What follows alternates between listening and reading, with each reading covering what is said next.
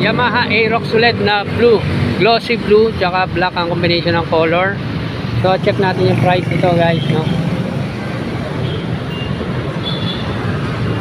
So eto 100,900 na lang, tapos kanyang down payment 5,045, tapos 4,580 na lang guys. So yung kanyang 3 years installment, 2023 model to guys. Sa 1 year pa lang siya nagagamit, no? So halos goods na goods pa to, no? Halos bago pa naman yung harapan. Tapos yung side mirror niya stock pa rin, tapos yung windshield pa siya guys. Tapos ayan yung kanyang headlight, signal light, yan, goods pa naman. Tapos yung kanyang blender, yan, yung caliper, mag, carab, overall goods na goods. Seat cover, aftermarket, may remembrance na pusa.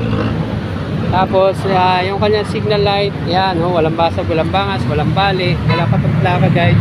Stock pa yung fender, pipe nya, heat guard, stock pa rin, dual shock, radiator cover, saka yung kanyang footrest, stock pa rin, dual shock, saka yung CVT cover nya, stock pa rin, pati yung left side na footrest, side stand, yan, nakikita pa. So walang kulang sa mga fairings nito.